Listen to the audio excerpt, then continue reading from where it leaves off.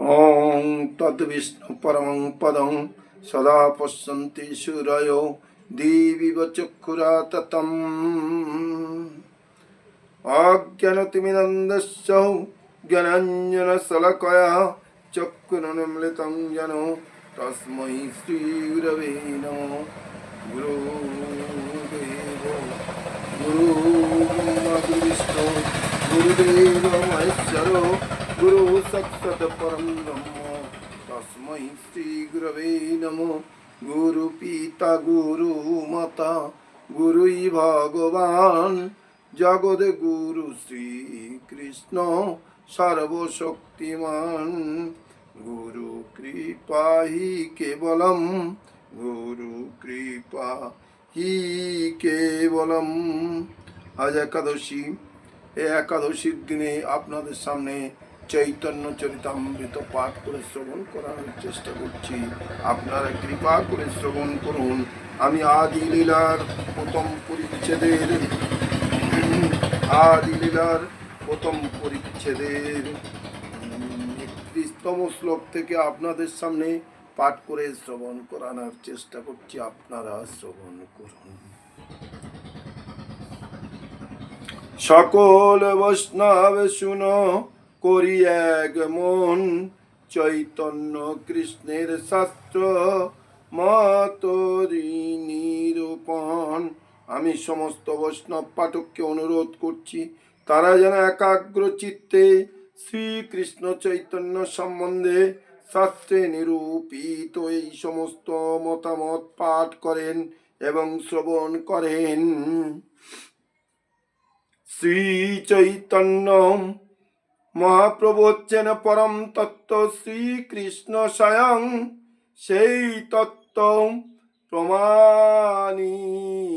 প্রামাণিক শাস্ত্র প্রমাণের ভিত্তিতে নিরূপিত হয়েছে। কখনো কখনো মানুষ শাস্ত্র প্রমাণ ব্যতীত তাদের খামখেয়ালি আবেগ প্রবণতার ভিত্তিতে কোনো মানুষকে ভগবান বলে গ্রহণ করে থাকে, কিন্তু শ্রী চৈতন্য চরিতামৃতের প্রণেতা শাস্ত্র প্রমাণ উল্লেখ করে তার সমস্ত উক্তির যথার্থতা প্রতিপন্ন করেছেন। এভাবেই তিনি প্রতিপন্ন করেছেন যে শ্রী চৈতন্য মহাপ্রভুই হচ্ছেন শ্রীকৃষ্ণ পরমেশ্বর ভগবান। কৃষ্ণ গুরু ভক্ত শক্তি অবতার প্রকার কৃষ্ণ এই ছয় রূপে করেন বিলাস। শ্রী কৃষ্ণ গুরুদেব ভক্ত শক্তি অবতার অংশ প্রকাশ এই ছয়টি রূপে ভগবান শ্রীকৃষ্ণ তার লীলা বিলাস করেন। এই ছয়টি তত্ত্বই এক। এই ছয় তত্ত্বের করি চরণ বন্দন প্রথমে সামান্যে করি মঙ্গলাচরণ। আমি সর্বপ্রথমে এই ছয় তত্ত্বের শ্রীপাদ পদ্ম বন্দনা করি এবং তাদের শুভ আশীর্বাদ প্রার্থনা করে মঙ্গলাচরণ করি। বন্দে গুরু নিশ ভক্তা নিশমি সাবতার কানম তদ প্রকাশাংশ তৎশক্তি কৃষ্ণ চৈতন্য সঙ্গকম। আমি দীক্ষা ও শিক্ষা ভেদে গুরু বর্গের শ্রীবাস আদি পরমেশ্বর ভগবানের ভক্তবৃন্দের শ্রী অদ্বৈত আচার্য আদি পরমেশ্বর ভগবানের অবতার গণের শ্রী নিত্যানন্দ আদি পরমেশ্বর ভগবানের প্রকাশ সমূহের শ্রী গদাধর আদি পরমেশ্বর ভগবানের শক্তি সমূহের এই শ্রীকৃষ্ণ চৈতন্য নামক পরমেশ্বর ভগবানের বন্দনা করি। শ্রীল কৃষ্ণ দাস কবিরাজ গোস্বামী তার গ্রন্থের সূচনা স্বরূপ এই সংস্কৃত শ্লোকটি বর্ণনা রচনা করেছেন এবং এখন তিনি সবিস্তারে তার বিশ্লেষণ করবেন। এই শ্লোকে তিনি পরম সত্যের 6টি মুখ্য তত্ত্বের উদ্দেশ্যে তার সশ্রদ্ধ প্রণতি নিবেদন করেছেন। গুরুন শব্দটি বহুবচন, কারণ শাস্ত্রের ভিত্তিতে যিনি পারমার্থিক উপদেশ প্রদান করেন তিনি হচ্ছেন গুরু। যদি অন্যরা প্রাথমিক শিক্ষার্থীদের পারমার্থিক পথ প্রদর্শন করেন, যিনি প্রথমে মহামন্ত্র দীক্ষা দান করেন তাকে বলা হয় দীক্ষা গুরু, এবং যে সমস্ত মহাত্মারা কৃষ্ণ ভক্তির পথে অগ্রসর হওয়ার শিক্ষা দান করেন তাদের বলা হয় শিক্ষা গুরু। দীক্ষা গুরু ও শিক্ষা গুরু সমপর্যায়ভুক্ত এবং শ্রীকৃষ্ণের অভিন্ন প্রকাশ। যদি আপাত দৃষ্টিতে শিষ্যের সঙ্গে তাদের আচরণ ভিন্ন বলে মনে হতে পারে, তারা বদ্ধ জীবদের ভগবত ধামে ফিরে যাওয়ার পথ প্রদর্শন করেন। সেই জন্য শ্রীকৃষ্ণ দাস কবিরাজ গোস্বামী, শ্রীমন নিত্যানন্দ প্রভু এবং বৃন্দাবনের ষড় গোস্বামীদের গুরু বলে গ্রহণ করেছেন।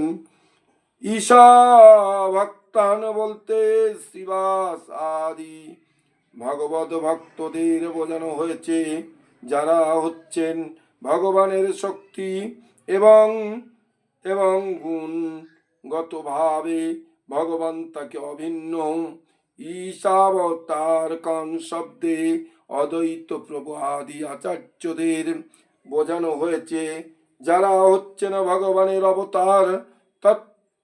তৎপ্রকাশনান শব্দে ভগবানের প্রকাশ শ্রী নিত্যানন্দ প্রভু এবং দীক্ষা গুরুকে বোঝানো হয়েছে।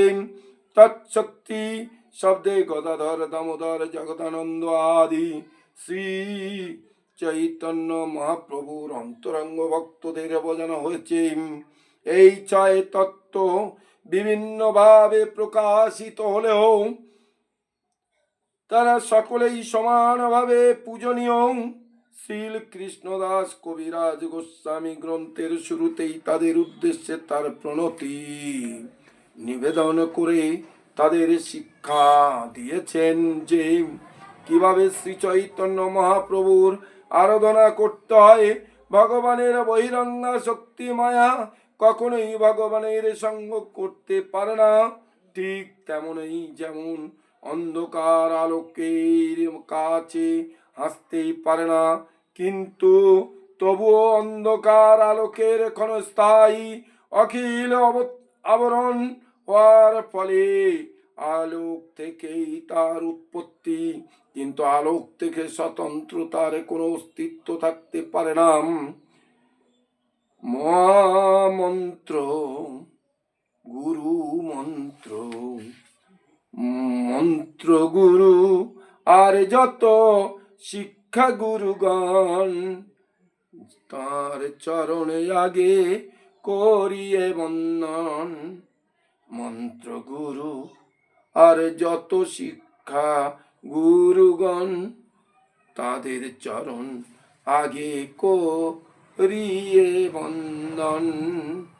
ধর্ম মন্ত্র গুরু ও সমস্ত শিক্ষাগুরু শ্রীপাদ পদ্মে আমি সর্বপ্রথমে আমার সশ্রদ্ধ প্রণতি নিবেদন করি। শ্রীল জীব গোস্বামী ভক্তি সন্দর্ভে উল্লেখ করেছেন যে শুদ্ধ ভগবত ভক্তি যাজন করাই হচ্ছে শুদ্ধ বৈষ্ণবদের একমাত্র উদ্দেশ্য এবং ভক্ত সঙ্গে তা সাধন করতে হয়। কৃষ্ণ ভক্তদের সঙ্গ করার ফলে কৃষ্ণ ভক্তির বিকাশ হয় এবং তার ফলে ভগবানের প্রেমময়ী সেবার প্রতি অনুরাগের উদয় হয়। ভগবত ভক্তির প্রতি ধীরে ধীরে অনুরাগ বিকাশের মাধ্যমে ভগবানের প্রতি অগ্রসর হওয়ার এটি হচ্ছে পন্থা।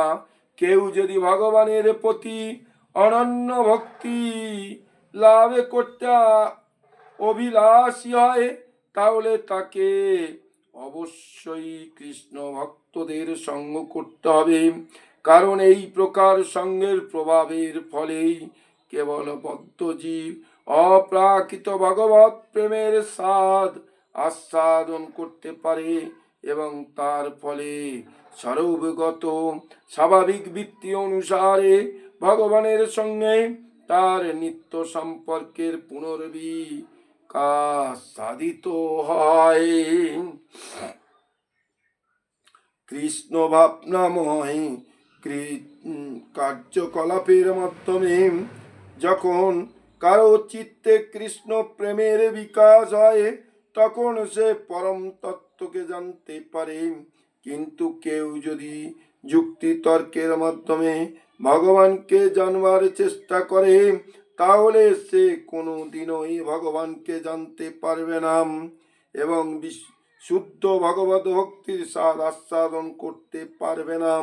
ভগবানকে জানার রহস্য হচ্ছে যে ভক্তকে ভগবত তত্ত্ববেত্তা শুদ্ধ ভগবত ভক্তদের কাছে শ্রদ্ধাবনতম চিত্তে ভগবানের কথা শুনতে হবে এবং পূর্বতন আচার্যদের প্রদর্শিত পন্থায় ভগবানের সেবা করতে হবে।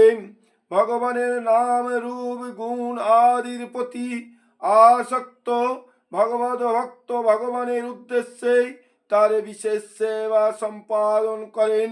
যুক্তি তর্কের মাধ্যমে ভগবানকে জানার চেষ্টায় তিনি তার সময়ের অপচয় করেন না। সদ্গুরু জানেন কিভাবে তার শিষ্যের কর্ম ক্ষমতাকে ভগবানের সেবায় নিয়োজিত করতে হয় এবং এভাবেই শিষ্যের বিশেষ প্রবণতা অনুসারে তিনি তাকে ভগবানের বিশেষ সেবায় নিযুক্ত করেন। ভক্তকে কেবল একজন গুরুর কাছ থেকে দীক্ষা গ্রহণ করতে হয়, কারণ শাস্ত্রে একাধিক শিক্ষা গুরু গ্রহণ করতে সর্বদা নিষেধ করা হয়েছে। তবে শিক্ষাগুরু বহু হতে পারে।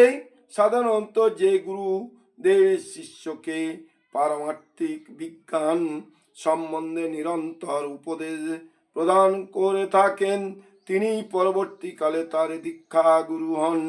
আমাদের সর্বদা মনে রাখতে হবে যে আমরা যদি সদ্গুরুর শরণাগত হয়ে তার কাছ থেকে দীক্ষা গ্রহণ না করি, তাহলে আমাদের ভগবত ধামে ফিরে যাওয়ার সব রকম প্রচেষ্টাই ব্যর্থ হবে। যথাযথভাবে সদ্গুরুর কাছে দীক্ষা না হয়ে কেউ নিজেকে মহান ভক্ত বলে জাহির করার চেষ্টা করতে পারে, কিন্তু প্রকৃতপক্ষে পারমার্থিক উপলব্ধির পথেই তাকে বহু বাধা বিপত্তির সম্মুখীন হতে হবে। তার ফলে তার ভবযন্ত্রণা প্রশমিত না হয়ে ক্রমাগত বর্ধিতই হতে থাকবে। এই ধরনের অসহায় মানুষদের হালবিহীন নৌকার সঙ্গে তুলনা করা চলে, কেননা সেই নৌকা কখনোই তার গন্তব্যস্থলে পৌঁছতে পারে না। তাই শাস্ত্রে নির্দেশ দেওয়া হয়েছে যে কেউ যদি পরমেশ্বর ভগবানের কৃপা লাভ করতে অভিলাষী হয়, তাহলে তাকে অবশ্যই সদ্গুরুর শরণাগত হতে হবে।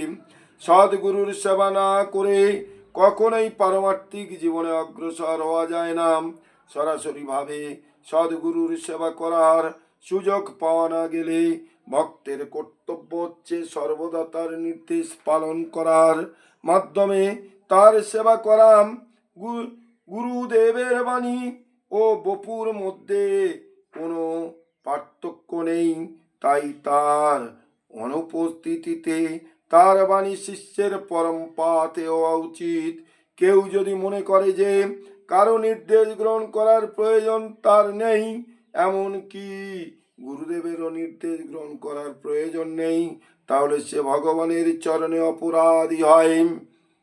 এ ধরনের অপরাধী ব্যক্তি কখনোই ভগবানের কাছে ফিরে যেতে পারে না।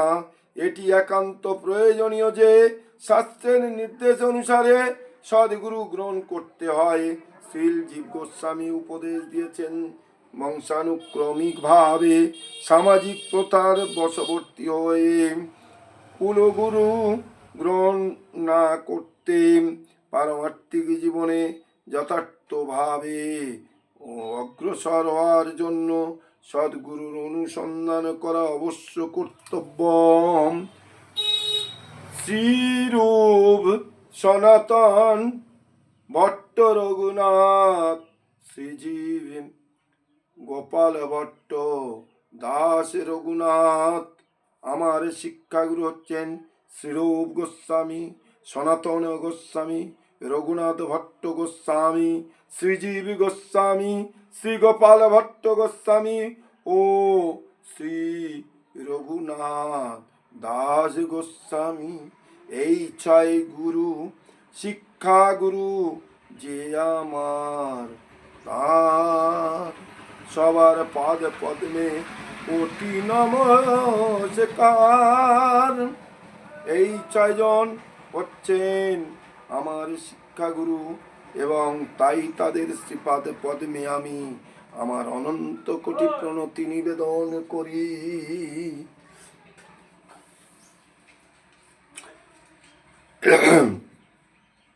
এই 6 গোস্বামীকে তার শিক্ষাগুরু রূপে স্বীকার করে এই গ্রন্থের প্রণেতা স্পষ্টভাবে বুঝিয়ে দিয়েছেন যে তাদের আনুগত্য ব্যতীত গৌড়ীয় বৈষ্ণব বলে স্বীকৃতি লাভ করা যায় না। ভগবানের ভক্ত যত শ্রীবাসে প্রদান, তার সবার পাদে পদ্মে সহস্র প্রণাম। ভগবানের অসংখ্য ভক্ত রয়েছেন এবং তাদের মধ্যে শ্রীবাস ঠাকুর হচ্ছেন প্রধান।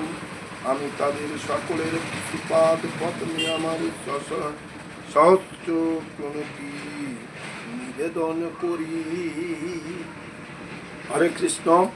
আজ এই পর্যন্ত রাখলাম। পরবর্তী পর্যায়ের পর থেকে আপনাদের সামনে শ্রবণ করানোর চেষ্টা করব। আপনারা কৃপা করে শ্রবণ করবেন, দেখবেন এবং ভালো লেগে থাকলে একটি লাইক করে দেবেন। হরে কৃষ্ণ হরি বল, হরে কৃষ্ণ হরি বল, হরি বল, হরি বল।